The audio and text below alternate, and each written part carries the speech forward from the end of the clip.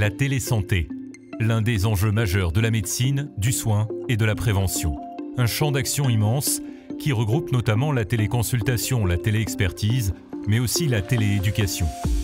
Et qui regroupe aussi ces acteurs comme ici à Palexpo, à l'initiative de l'Office cantonal de la santé, dans le cadre du T-Day.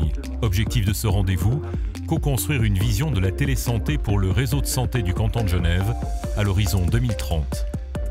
Tout le monde a son idée de ce que devrait être la télémédecine ou la télésanté. Je crois que ce qui est important, c'est qu'on se comprenne en tant que différents professionnels impliqués dans les différentes facettes du réseau de santé et de soins. Et moi qui suis hospitalier, qui travaille à l'hôpital, je me réjouis que les gens puissent nous enfin aller vers les gens au travers de la télémédecine, plutôt que les gens doivent venir à l'hôpital pour nous voir. Je pense que c'est un gain de temps, c'est de l'efficience pour les gens. Si on arrive à répondre à leurs questionnements, et c'est le but de toutes ces personnes qui sont là pour essayer d'optimiser ça. La collaboration et la co-construction. Deux objectifs pour rapprocher celles et ceux qui développent et utilisent la télésanté pour une meilleure prévention et une meilleure prise en charge dans le canton de Genève. Au HUG, la télésanté est déjà une réalité bien ancrée, notamment au travers des programmes Hugatome, Concerto, mais aussi Infomed.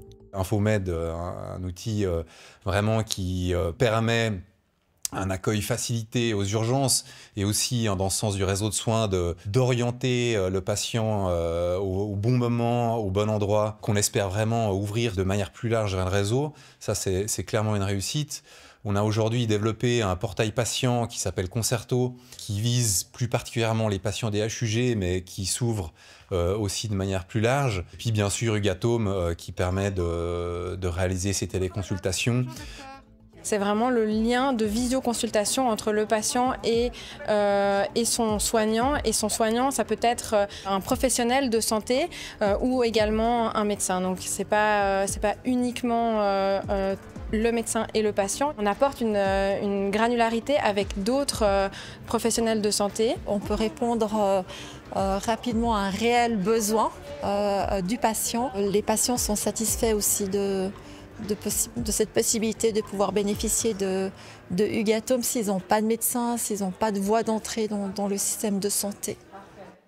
Au centre de chaque dispositif, les patients et patientes, pierre angulaire de chaque nouveau développement. La technologie est un moyen, jamais une finalité. Que si on parle de la télémédecine comme on l'imagine, c'est de parler avec quelqu'un à distance, mais c'est vrai que la télésanté, ça implique beaucoup de choses, les appareils connectés, la réalité virtuelle, l'intelligence artificielle, donc c'est vrai que ça englobe toutes les nouvelles technologies au service de la santé. Il y a un axe qui dépend de nous, c'est au fait la mise en place d'un dossier unique, parce que finalement sur un dossier patient unique accessible par tous, c'est là que les informations des objets connectés par exemple, des dossiers médicaux, des évaluations doivent aller, au fait, pour qu'on puisse après les récupérer en temps réel. De même que l'intelligence artificielle qui, au fait, change complètement, associée à ces objets connectés, change complètement la manière de voir la santé. L'innovation technologique existe, elle est là. Il y a des demandes et des attentes de la part des personnes, des patients, de la population, des proches. On veut s'assurer que c'est pour leur bénéfice.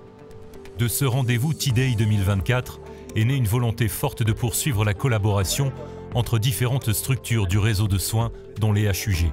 Objectif visé à court, moyen et long terme, réduire l'engorgement des structures de soins, garantir un accès équitable, fluidifier le parcours des patientes et patients, augmenter les dispositifs de diagnostic et d'orientation à distance et favoriser la prévention et l'information médicale.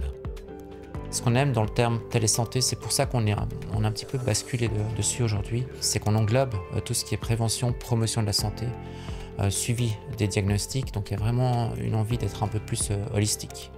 Les HUG sont convaincus que la place de l'hôpital dans le réseau de soins et de santé évolue. Ça fait partie des dimensions stratégiques depuis une dizaine d'années maintenant de réfléchir comment est-ce que les HUG s'articulent dans le réseau de soins. On passe d'un modèle très hospitalo-centrique, de modèle organisé autour des spécialités médicales, à un modèle en réseau centré autour des besoins du patient et dans lequel l'hôpital joue différents rôles qui sont importants.